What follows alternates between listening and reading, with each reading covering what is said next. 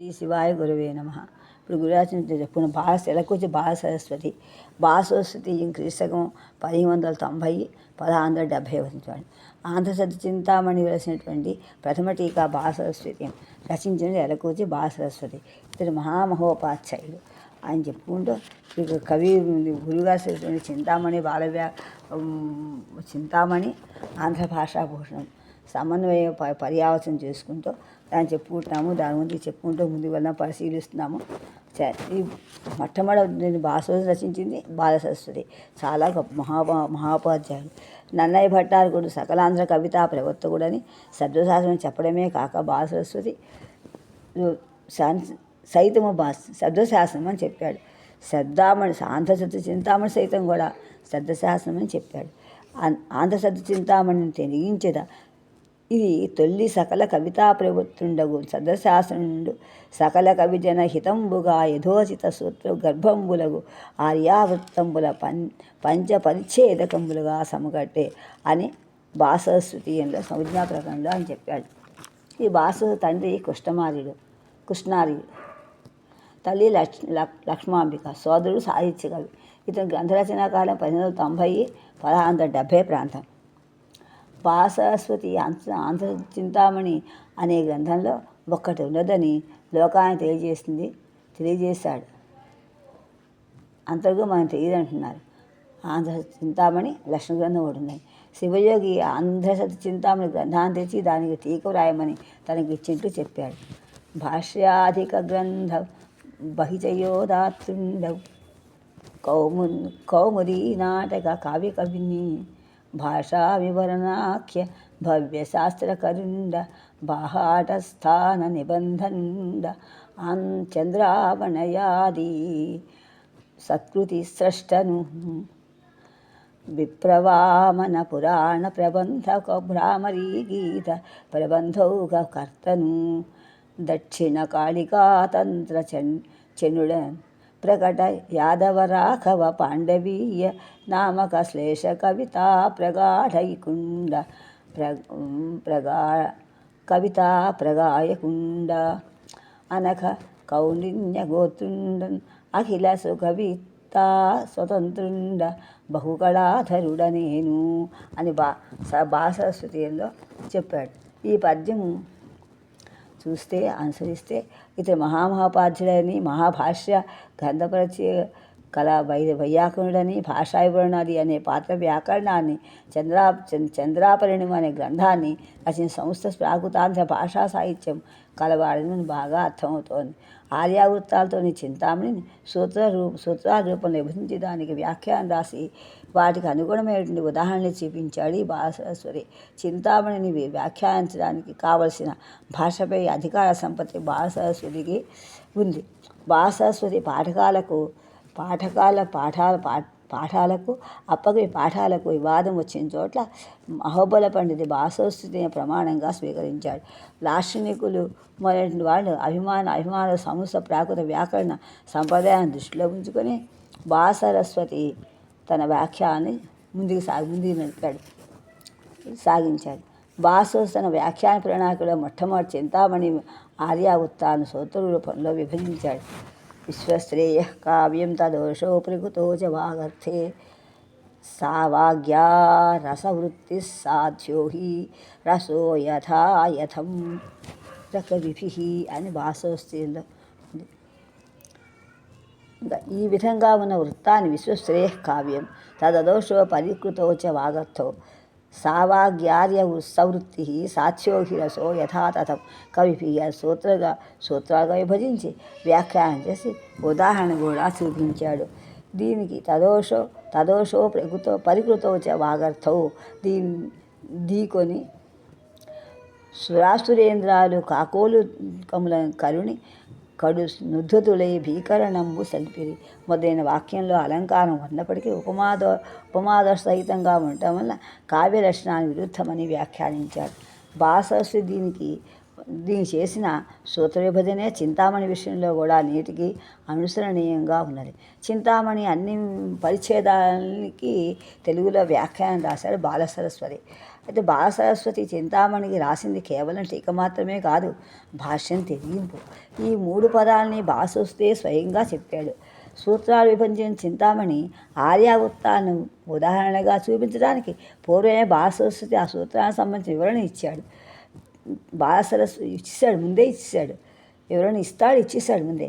అలాగే బాలసరస్వతి దృష్టిలో అది భాష్యం. దీనినే ప్రమేయ వివరణం అంటారు. విశ్వశ్రేయ కావ్యం అనే సూత్రానికి బాలసరస్వతి చేసిన ప్రమేయ వివరణ చూద్దాం. కావ్యము విశ్వశ్రేయ విశ్వధరములో శ్రేష్టము. కావ్యమనగా కవి కర్మము. ఏ కర్మము చేత కర్తకు కవి అను వ్యవహారము కలుగును అది కావ్యము. నా దృష్టి కృతే కావ్యం అనియును, ఇతే దృష్టి కవేర్వచ అని ఉండుట చేత కావ్యము పవిత్రమైంది. ఈ విధంగా బాలసరస్వతి తన వ్యాఖ్యానాన్ని ఒక నిర్దిష్ట పంథాలో సమగ్రంగా నిర్వహించాడు. తాను ఎంచుకున్న 3 పద్ధతుల ద్వారా ఆంధ్రశత చింతామణికి ప్రామాణిక విషయంలో చూస్తే సర్వజనామోదమైన 2 వ్యాఖ్యాన్ని రచించాడు. తదుపరి వ్యాఖ్యానాలు కావించిన అప్పకవి అహోబల పండితుడు కూడా వారికి బాలసరస్వతీయమే ఉపాధేయమైనది. దాని వీళ్ళే కాక అప్పకవి అహోబలపతితే కాక చాలామందికి ఉపాధేయమైంది. అహోబలపతి తన వ్యాఖ్యానాలు అనేక సూత్ర అంశాలను ప్రవేశపెట్టినా అవన్నీ కూడా అవన్నీ బాలసరస్వతీయంలో ప్రాతిపదికలే ఉన్నవి. గురువుగారు అప్పకవి ఇది కూడా రాశారు. బాలప్రౌఢ వ్యాఖ్యానం అహోబల పండితి విమర్శనం కూడా రాశారు. గురుగారు అహోబల పండితి విమర్శనం రాశారు 1950. అది విమర్శ పుస్తకం అంత రకాల ఎక్కడ. బాలసరస్వతి వ్యాఖ్య చింతామణి వ్యాప్తికి ప్రధాన హేతువైంది. ఆ వ్యాఖ్య లేకుండా చింతామణి అభిప్రాయాలను అన్యులకు అర్థం కావు. అనంతర వ్యాఖ్యలనే బాలసరస్వతికి చాలా వరకు ప్రతిధ్వనులే. కొన్ని సందర్భాల్లో మాత్రం అవి బాలసరస్వతి ఏర్పరిచిన ధోరణికి లోబడి నూతనాంశాన్ని వివరంగా వివరణ కూడా వచ్చాయి. అలాగే కాకునూరి అప్పకవియం వాటిలో కాకునూరి వారి అప్పకవియం ఇప్పుడు క్రీస్తకం 1656. ఇది చదివిన పిమ్మట మరి ఏని చదువబుద్ధి ఎలా దున్నడమిన్ పదపడి గ్రంథములన్నీయు వెదకి సారమెల్ల వివరింపంగన్ అని అప్పకవ్యంలో రాసరైన. ఇది అప్పకవి ఆశయం. ఆంధ్రశబ్ద చింతామణికి వెలసిన వ్యాఖ్యానాల్లో అప్పకవ్యం ఒకటి. దీన్ని రచనాకాలాన్ని అప్పకవి క్రీస్తకము 556 మన్మథనామ సంవత్సరంలో శ్రావణ బహుళాష్టమి అని చెప్పుకున్నాడు. అప్పకవ్యం చింతామణికి వ్యాఖ్యాని పేరే కానీ నిజానికి అది ఒక సొంత గ్రంథం.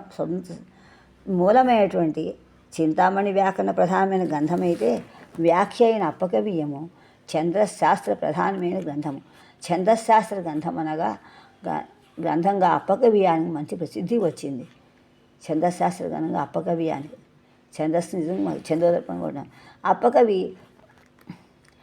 విషయాన్ని నిరూపణ చేయడానికి పరిశ్రమించి చూపించిన కవి ప్రణాళాలు చాలా ఉన్నాయి. చింతామణి లభించడానికి గురించి అప్పకవి ఒక కథను చెప్పాడు. తన ఇష్టదైవం కథలో చెప్పినట్లుగా చెప్పాడు. బాలసరస్వతికి మతంగాచర సిద్ధుని ద్వారా చింతామణి లభించక అప్పకవి తనకు కూడా మతంగాచర సిద్ధుని వల్లనే లభించిందని చెప్పాడు. తన వ్యాఖ్యానానికి బాలసరస్వతియే ఆధారమని చెప్పాడు. అంతేకాదు అంతశత చింతామణి వ్యాఖ్యానించడం కష్టమని అని కూడా చెప్పాడు. చింతామణిలో సంజ్ఞా సంధి తత్సమాదేశ్య క్రియా పరిచ్ఛేదాన్ని విస్తరించి భాషా పరిచ్ఛేదం, వర్ణ పరిచ్ఛేదం, తత్సమ పరిచ్ఛేదం, దేశ పరిచ్ఛేదము, క్రియా పరిచ్ఛేదం మొదలైన 8 పరిచ్ఛేదాలుగా విస్తరింపజేయాలని సంకల్పించాడు.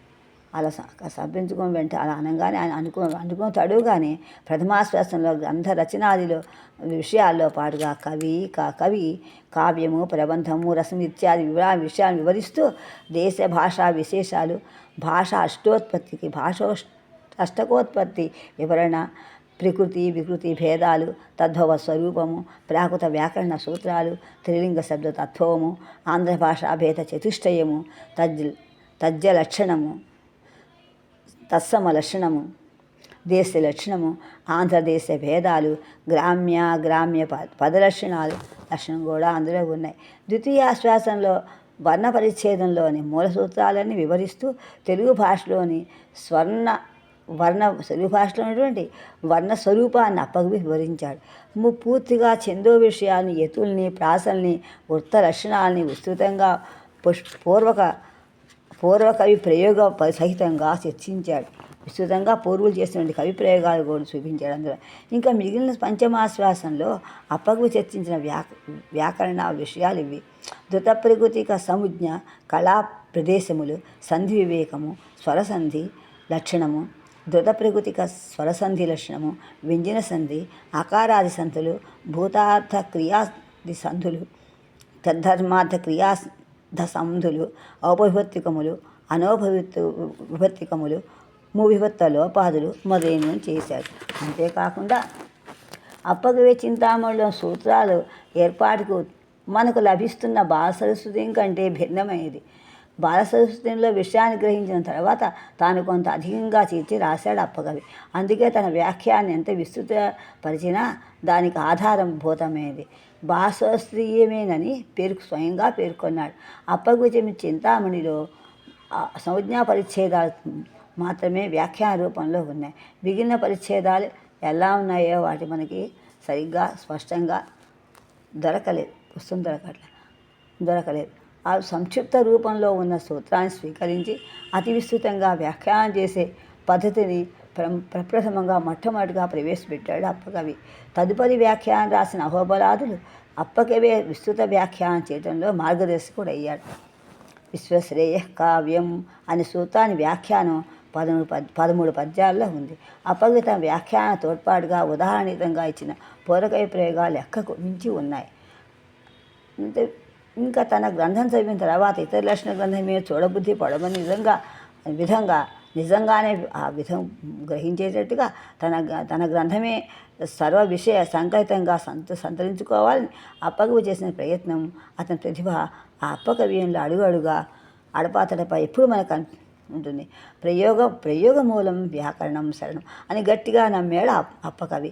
అందుకే తన వ్యాఖ్యానంలో కవి ప్రయోగాలకు అందరూ ప్రాధాన్యం ఇచ్చాడు. ఈ విధంగా కవి ప్రయోగాన్ని విస్తృతంగా చూపుతూ ఆంధ్ర శబ్ద చింతామణి వచ్చిన వ్యాఖ్యానాల్లో అప్పకవియే మొట్టమొదటిదైంది. గణపవరపు వెంకటకవి, ఈయన ఆంధ్ర కౌముది, క్రీస్తుగా 1674. ఈ గణపవరపు వెంకటకవి నందవర బ్రాహ్మణ శాఖకు చెందాడు. వశిష్ఠ గోత్రజుడు, అశ్వలాయన సూత్రుడు. ఇతని తండ్రి అప్పయార్యుడు, తల్లి మంగమ్మ. నివాసం గణపవరం. ఇతడి కాటేపల్లి ముఖ్యమని వెంకటేశ్వర విజయ విలాసంలో వార్చుకున్నాడు.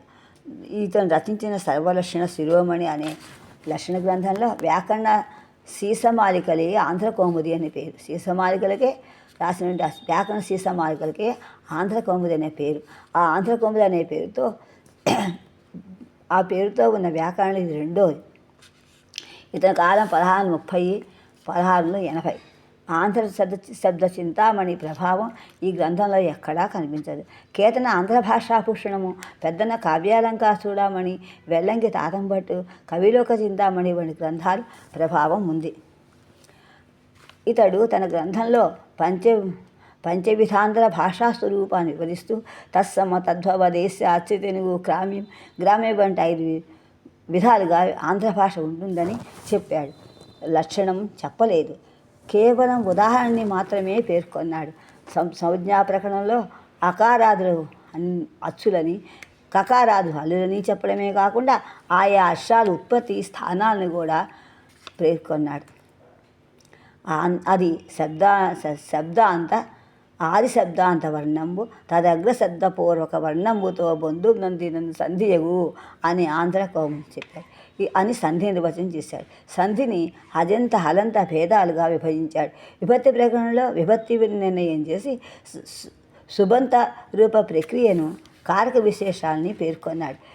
ఎలా ప్రథమ ద్వితీయయు తృతీయ చతుర్థి పంచమి షష్ఠి సప్తమి అలా సంబోధయు నాగ నరసితో 8 గల విభక్తులు పరలుచుండు అని ఆంధ్ర కౌముదిలోనే అని 8 విభక్తులను చెప్పాడు. అభియాల రష్మ అని చెప్పలేదు, కానీ సముద్రంలో యథా తదా కదా అత్ర అత్ర ఇతర అనేటివి వ్యర్థ పదాలు అక్కడక్కడ వస్తాయని చెప్పాడు. వెంకట కవిరాలు అడ, కత్తె, తాసాని, బోని మొదలైన స్త్రీ ప్రత్యయాలని చెప్పాడు. వెంకటకవి చేసిన చేసినటువంటి కారక పరిచ్ఛేద కథనం విలక్షణంగా ఉంది. కర్తలు మొత్తం 5 విధాలుగా చెప్పాడు. అవి స్వతంత్ర, హేతు, కర్మ, అభిహిత, అనభిహిత కర్తలని వివరించాడు.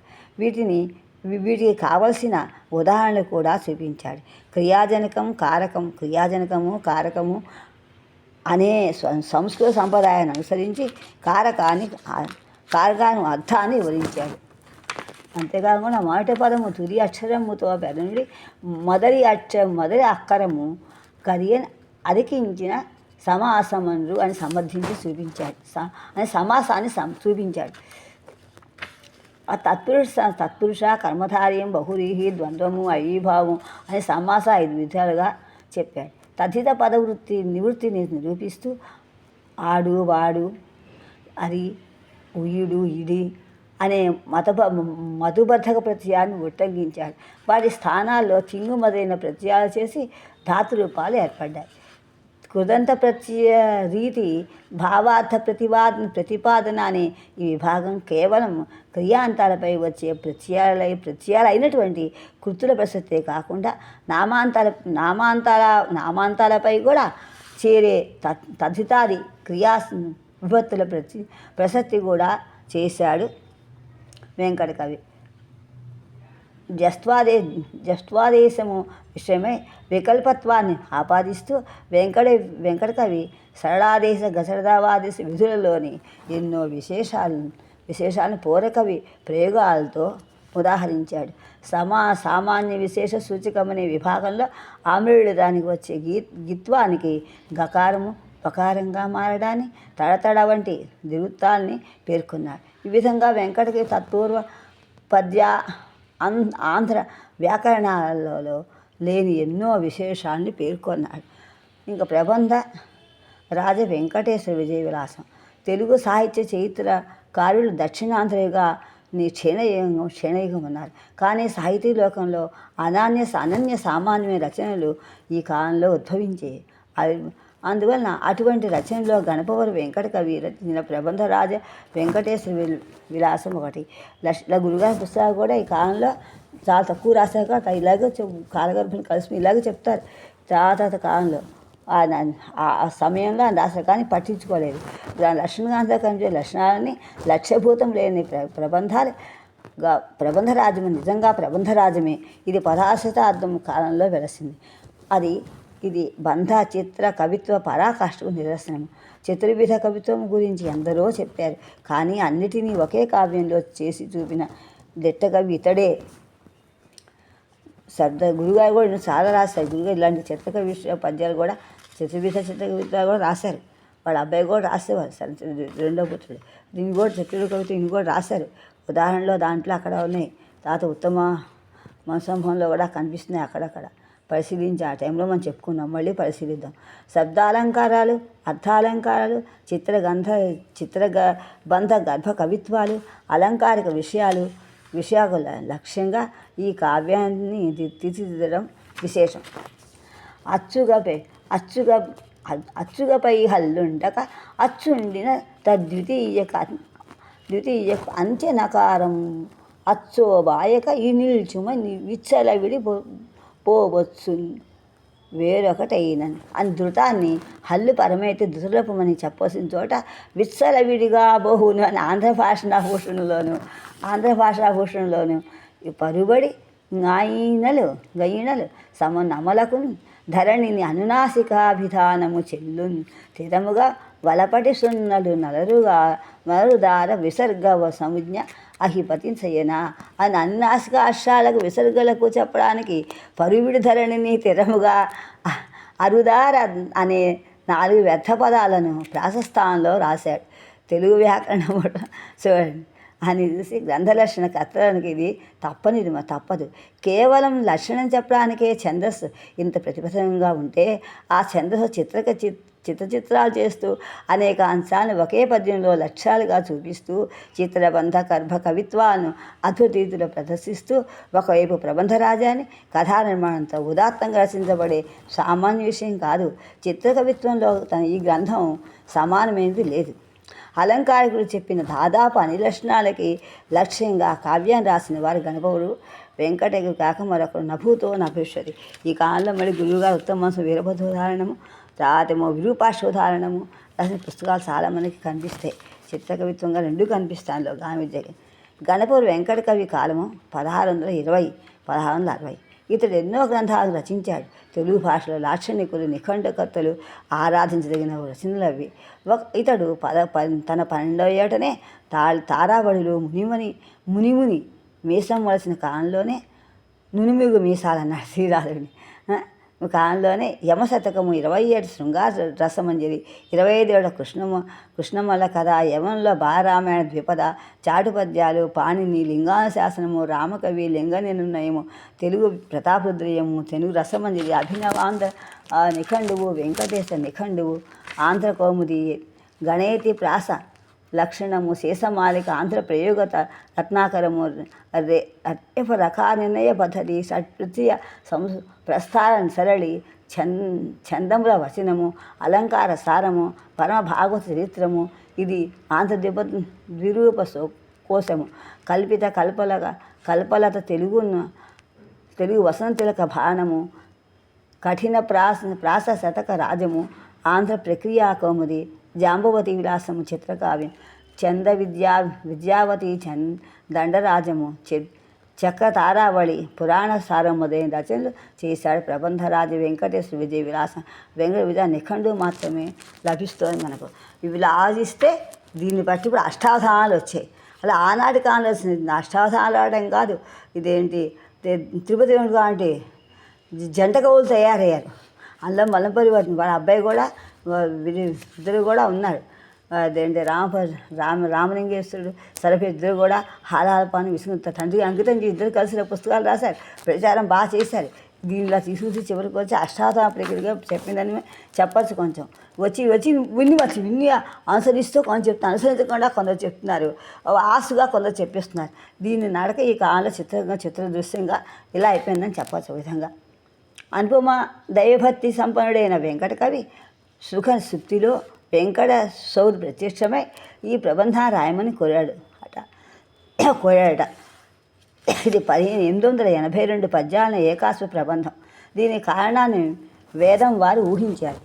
అంతకుముందు నా కావ్యాలలో ఆశ్వాస విభాగం ఉంది, గుక్క తిప్పుకునే విధి ఉండేది కాదు.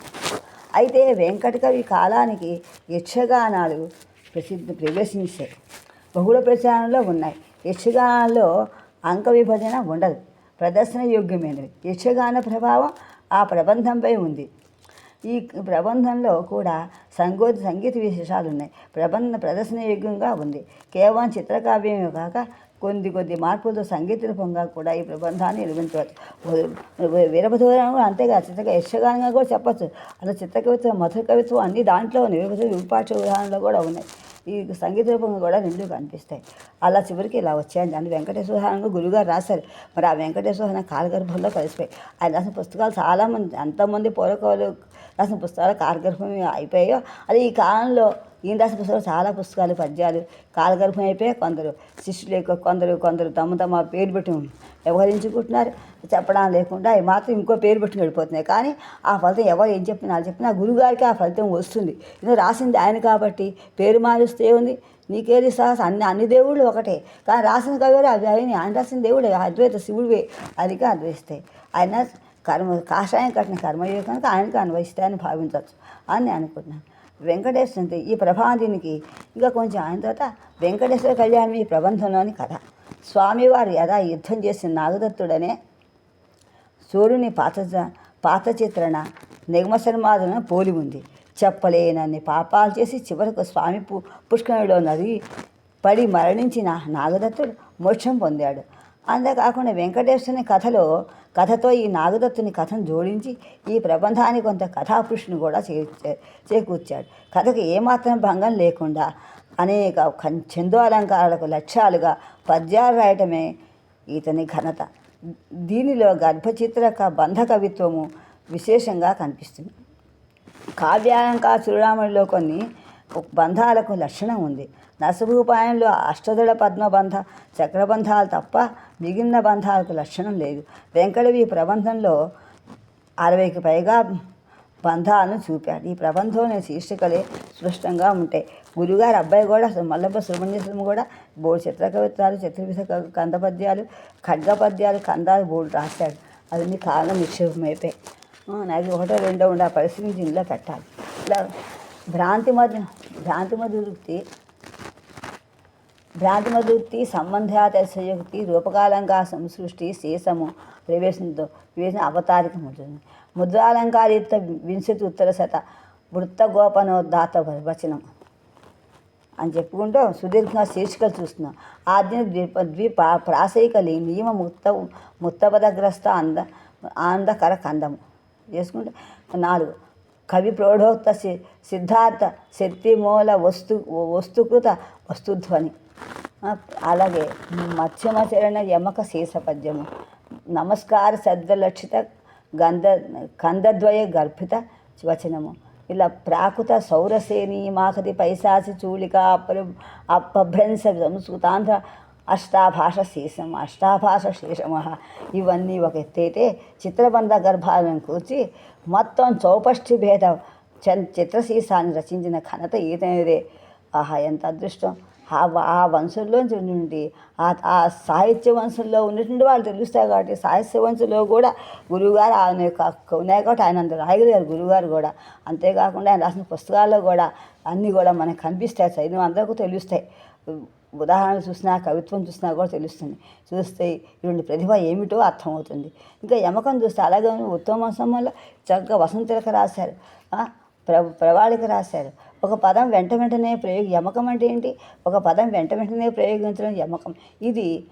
అది మధ్య, అంత్య, ఆది మధ్య, మధ్యాంత, అలాగే ఆద్యంత సర్వ యమకాలి 7 విధాలు కావ్యాలంకా చూడమని చెప్పాడు.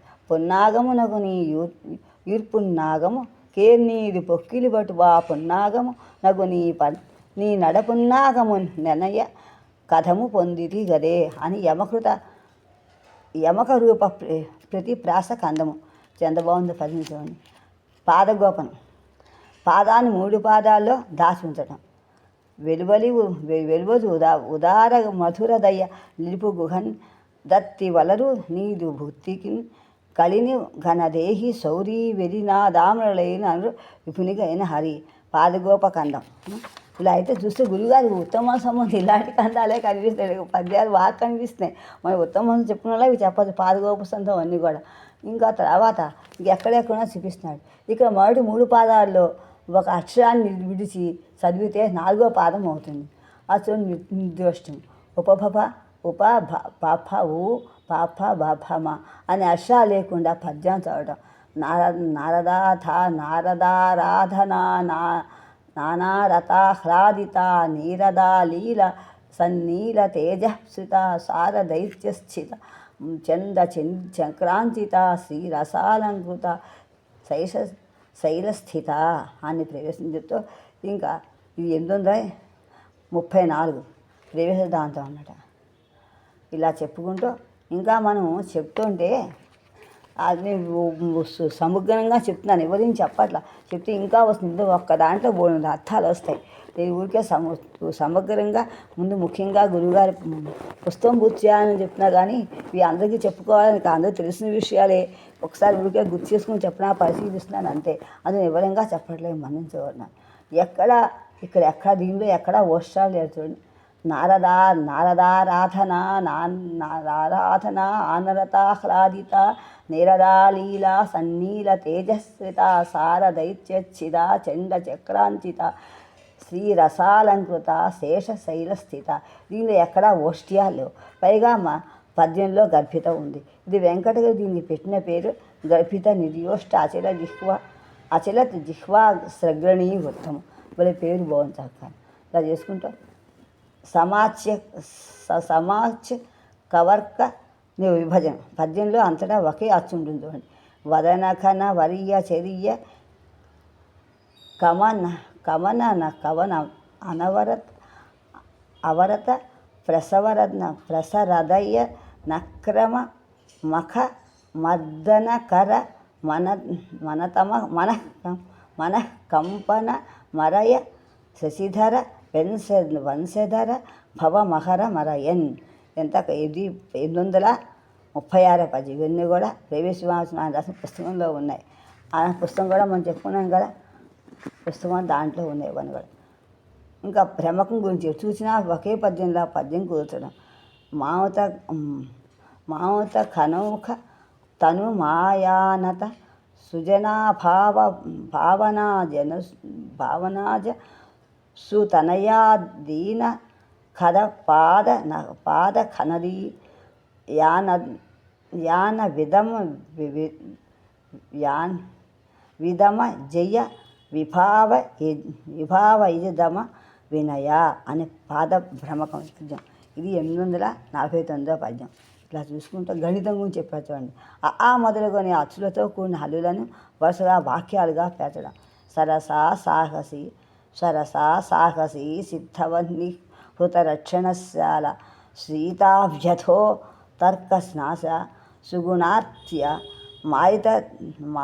మారితతి వంద్య సేవక శ్రీదా సైన్యరసాజాత వసంత సోమనిఫ శౌర్యగ్ర ప్రధానాద్య సంగరలూలాక్షరక దైత్య సర్వాహిత రష నీకు నే మృక్కిందో చూడండి. ఆ దగ్గర సరసర ఆ సాస మళ్ళీ సాత ఆ ఈ స్నిగ్ధ మళ్ళీ స్నిగ్ధ శ్రీత ఈలు సుగుణాసు మాయతస్సు సూరి సూకి సూకి అలా ఊలు ఏ ఐలు సేవక ఏ ఐత ఐ శైలజత ఓ శోభనిభ ఓ ఔ శౌర్య ఇలా చెప్పుకుంటూ అక్షరాన్ని చేశాడు. అనులోపం విలోమాలు మొట్టమొదటి చివరితో అనులోపం వస్తుంది పద్యం చదివితే ఒకే విలోమం. మారామ సాదయ్య భారసరాజ జలజ సువదన నిజరసా సారజ నినద వసుజలజ సారసర భార భయద సామారామ. దీని వెంకటకవి పెట్టిన పేరు ఆందోళికా బంధ యుక్తానులోపం విలోమ కందం గర్భితం. ఒక పద్యంలో వేరొక పద్యం ఉండటం. ఇన్ని తమ్ముడు రాసిన పద్యాలు. తమ్ముడంటే మరి రెండో అబ్బాయి. ఈ క్రింది పద్యం భుజంగ ప్రయాగ సొంతంగా రాసిన వాడు. క్రింది పద్యం భుజంగ ప్రయాగర గర్భితం.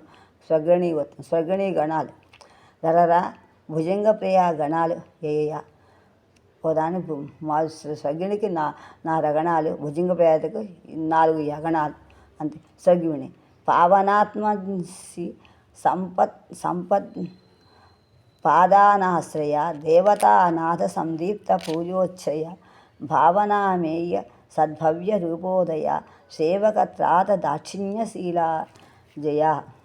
ఈ వృత్తంలో చివరి పదమైన జఛ అనే పద్యానికి ముందు చేరిస్తే 4 గణాలు ఒక పాదాన్ని విడదీసి రాస్తే భుజంగ ప్రయాతం అవుతుంది. చూడండి ఉదాహరణ.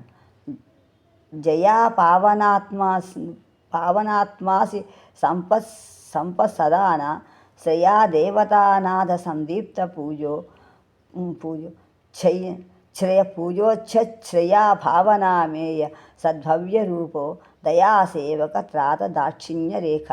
ఇది కూడా ఇందులో ఈ పద్యం ఇందాక అనులో వినామాల పద్యం 808. ఇందాక ఒక అకారికార పద్యం 871. ఇందులో 871 800 ఇప్పుడు ఇవి భుజంగ ప్రయాతకి దీనికి చేసి భుజంగ ప్రయాతము నేను చేసి సగ్గుడికి చేస్తే 811 పద్యం. ఇలా రాసుకుంటే ఇవి పట్టుకొని ఈ తేలికైన పద్యాలు చూసిన అష్టావధానంలో పెట్టేస్తున్నారు. బంధ కవిత్వం. పద్యాన్ని కొన్ని బంధాలతో ఇమిడితే అదే ఇమిడే విధంగా రాయటం. పద్యాన్ని కొన్ని బంధాలతో ఇమిడే విధంగా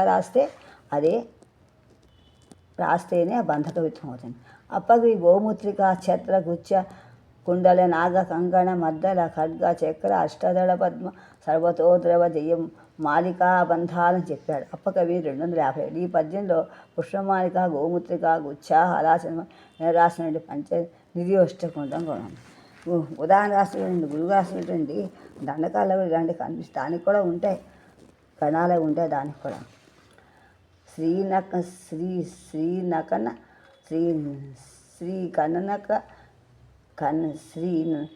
శ్రీనక కనక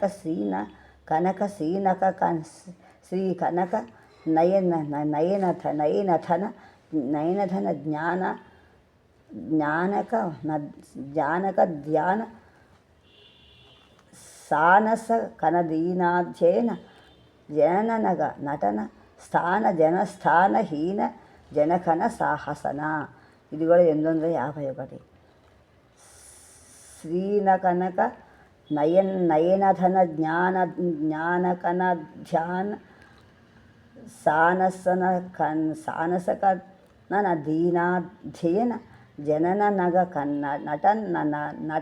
నటన స్థాన జనస్థానహీన జనగణ సహసన. అధర్వణుడు రా విభూతి వివేచనం. అధర్వణుడు చెప్పుకుంటూ అధర్వణుడు విభూతి 17వ శతాబ్దం వాడి. ఈయన విభూతి వివేచనం కర్త అధర్వణాచార్యుడని అహోబల పండితుడు స్పష్టం చేశాడు. అధర్వణాచార్యుడు తిక్కన్నకు కొంచెం మించుగా సమకాలికుడని అభిప్రాయం. వికృతి వివేకను ఆధారంగా చూస్తే 1700 ప్రాంతానికే చెంది ఉండొచ్చు. తిక్కన్న సమకాలికుడైన అధర్వణాచార్యుడు ఒకరు కాకపోవచ్చు అని కొందరు అంటున్నారు. దీన్ని అధర్వణకారికావుడని ఉన్న పేరుంది. ఇది శ్రీమద్ అధర్వణాచార్య విరచితే వికృతి వివేకే పంచమో క్రియ పరిచ్ఛేద అసమాప్త అని దాన్ని స్పష్టంగా విపులంగా 173 రాశాడు.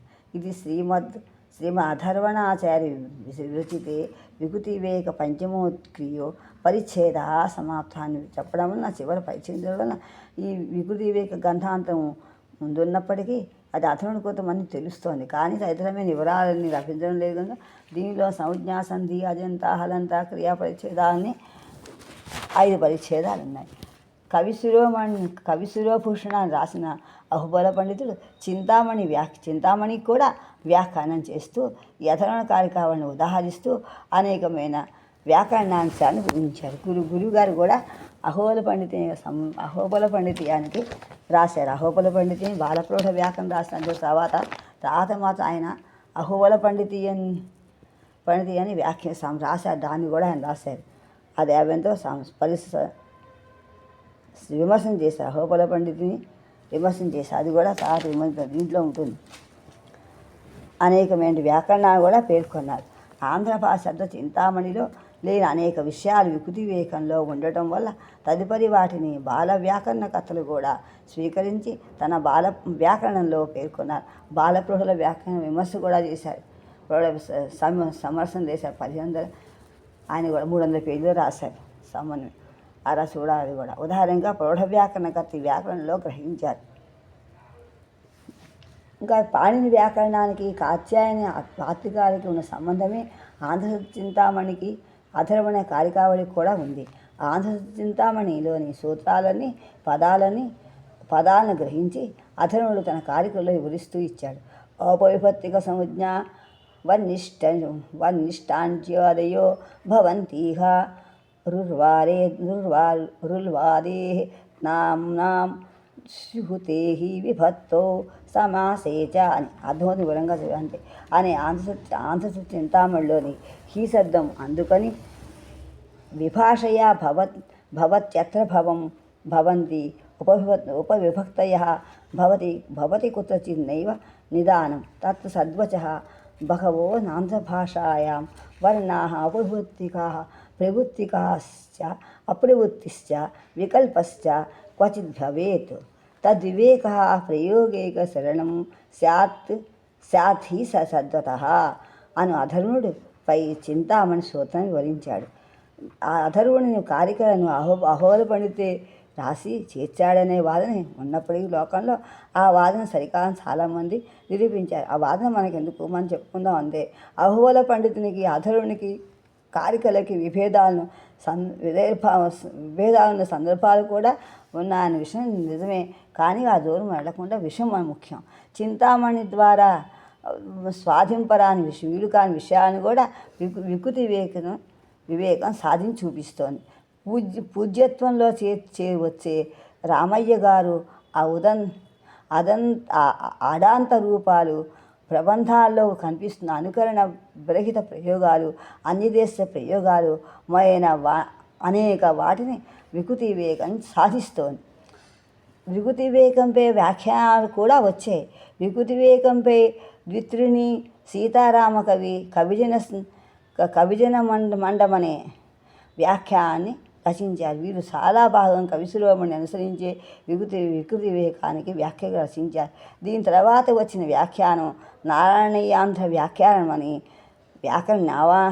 నారాయణీయ ఆంధ్ర వ్యాకరణమని, ఆ తర్వాత శ్రీ వత్సల చిన్న సీతారామస్వామి తన వైయాకరణ పారిజాతంలో కొద్ది భాగం మాత్రమే కారికల్ని వ్రాశారు. తదుపరి రచించిన ఆంధ్ర వ్యాకరణ సంహిత సర్వస్వంలో సమగ్రమైన వ్యాఖ్యానం రచించారు.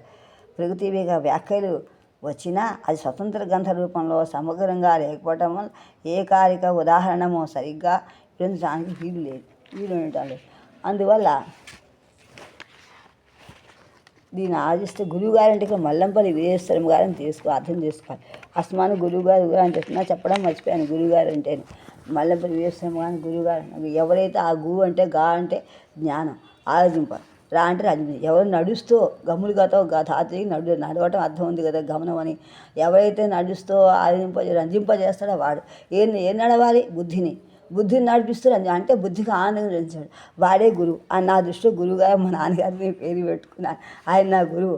ఎవరు ఆలోచింపజేస్తారో సద్భావంతో సద్బుద్ధితో ఎవరు ఆలోచింపజేస్తారో శక్తి జ్ఞానాన్ని ఇస్తారో వారి గురువు. నా దృష్టిలో ఆ గురువు అంటే మల్లంపల్లి వీరేశ్వరం గారు మా నాన్నగారు అని చెప్పుకుంటేది ప్రస్తుతం అధర్వణ కార్యక్రమం అని గురువుగా అని చెప్తుంటే ఇక్కడ చిన్నసింహ స్వామి మన ప్రశిష్యులుగా మా నాన్నగారు ఆయన ప్రశిష్యులు.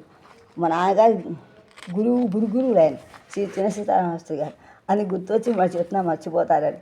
ప్రస్తుతం అధర్వణి కార్యక్రమం లోకాన్ని చూపించిన వాడు అహోల పండితుడే కాబట్టి ఈ గ్రంథానికి చెందిన మూల ప్రభుత్వం లభించడం లేదు. కాబట్టి అహోబలుని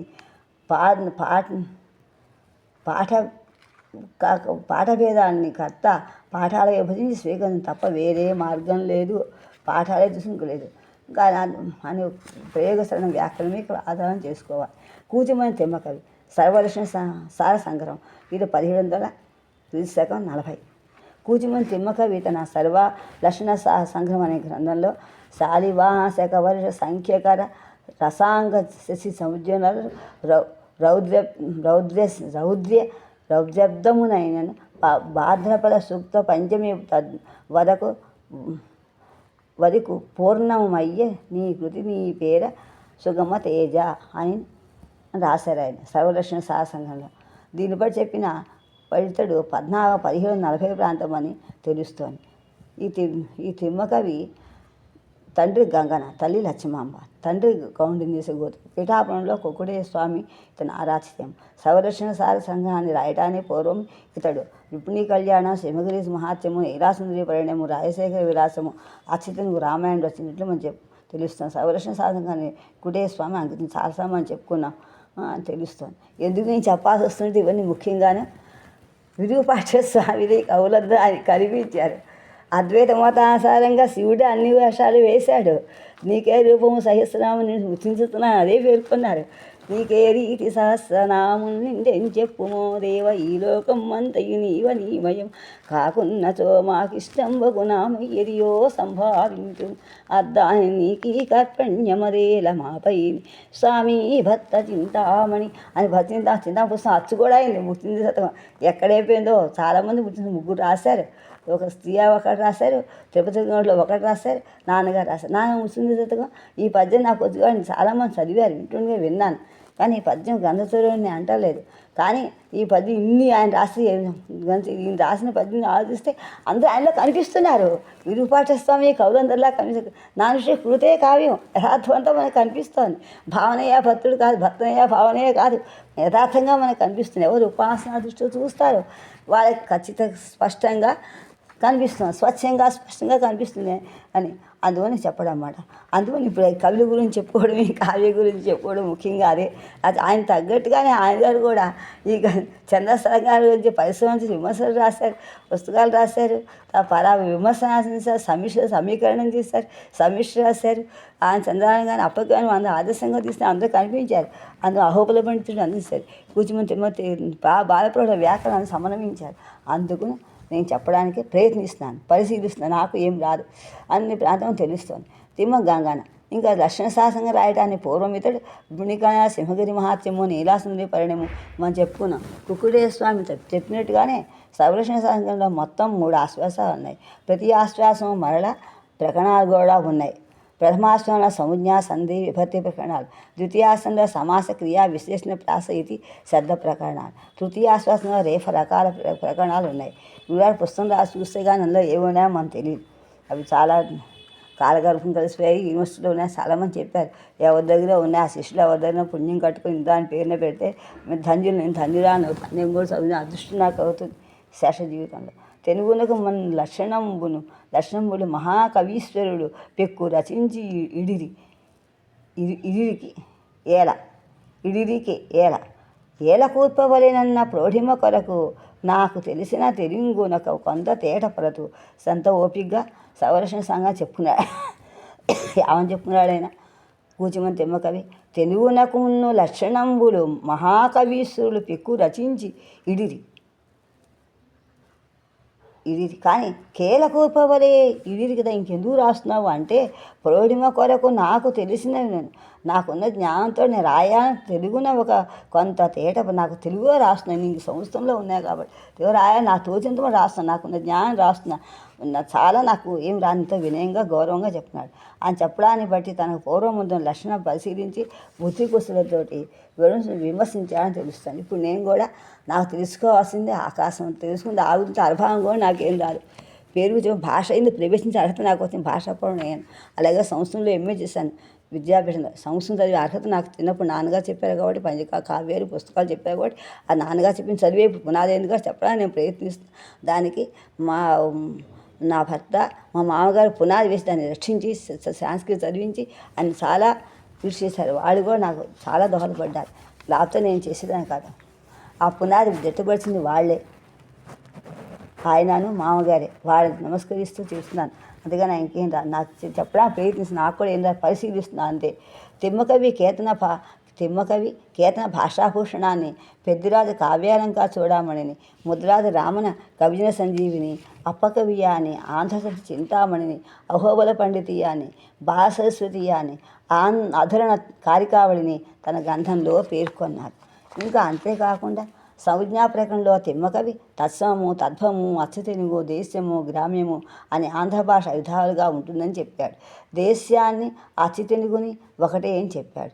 వర్ణ సంబంధితమైనటువంటి విషయాలన్నిటినీ చింతామణి మతానుసారంగా చెప్పాడు. సంధి ప్రకరణంలో ఆంధ్రచింతామణి అనేక సూత్రాలను తెలుగులోకి అనుబంధించిన వాటికి మహాకవి ప్రయోగాన్ని ఉదాహరణగా చూపించాడు. ప్రయోగ శరణం వ్యాకరణం అని. చింతామణిలో లేనటువంటి సంధి విశేషాన్ని కూడా చెప్పాడు. చింతామణిలో సంస్కృత పరుషాలకు కసల రావని నిషేధిస్తే దాన్ని తిమ్మకవి శబ్దశాసనుడు సముసు శబ్దంబు తెలుగు పదము మీద నిలుపు అప్పుడు అరయ ప్రథమములందు ఆదేశ మదవదు అటంచు సూత్రమున విధించి ఉండే అని ఆయన సర్వలక్షణ సంగ్రహంలో చెప్పారు. ఇంకా అలాగే విభక్తి ప్రకరణాన్ని ఆ చింతామణి అభిప్రాయం తెలిపి తద్భిన్నంగా మహాకవి ప్రయోగాలు చూపించాడు. విభక్తి ప్రకరణ చింతామణి అనుసరిస్తూనే రచించినప్పటికీ కూడా ఆ చింతామణిలో లేని మై అనే తృతీయ విభక్తియాల్ని సంగ్రహించి ఉదాహరణపూర్వకంగా చెప్పాడు. సమాస ప్రకరణలో తత్పూర్వలాక్షణ విశేషాలన్నీ తిరిగి తీసుకొని మహాకవి తన ప్రయోగాన్ని చూపించాడు. అంతేకాకుండా క్రియా విశేషణ ప్రకరణను ఆంధ్రశబ్దం చింతామణ్యాలు అనుసరించి లక్షణం రాశాడు. శబ్ద ప్రకరణలో కొన్ని శబ్దాలకు గల రూపాంతాలను పేర్కొన్నాడు. అంతేకాకుండా తెలుగు శబ్దాలకు గల రూపాంతాలను తెలుపుతూ ఉపపత్తిగా మహాకవి ప్రయోగాన్ని కూడా ప్రయోగించాడు. తర్వాత తృతీయ ఆశ్వాసంలో రేఫ రకాల నిర్ణయాన్ని గావి సాధు శకట రేఫల చర్చ చేశాడు. రేఫ రకాల సాంకర్యం యతిప్రాసంతో పనికిరాదని చెప్పాడు. ఈ విధంగా సాంకర్యం ఉన్న మహాకవి ప్రయోగాలను ఉదాహరణగా చూపించాడు. యతిప్రాస ప్రకరణాన్ని మినహాయిస్తే మిగిలిన గ్రంథమంతా కూడా వ్యాకరణ సంహిత విషయాలే మనకు కనిపిస్తున్నాయి. తిమ్మకవిది ఆంధ్ర భాషాభూషణాదుల మార్గం. ఆంధ్రశబ్దామణిలోని ఆంధ్రశబ్ద చింతామణిలోని శాస్త్రీయ ప్రక్రియా పద్ధతి తిమ్మకవికి సుపరిచితాలే కదా. భాషాస్త్రీయం అహోబల పండితీయము అతడికి తెలుసు. అయినా తన లక్షణంలో ఎక్కడా చింతామణిలో సంజ్ఞను కానీ ప్రక్రియా మార్గాన్ని కానీ ప్రవేశపెట్టలేదు. ప్రక్రియా పద్ధతి క్లిష్టమైనటువంటి భావించి అతడా చేసి ఉండొచ్చు అనుకోవచ్చు.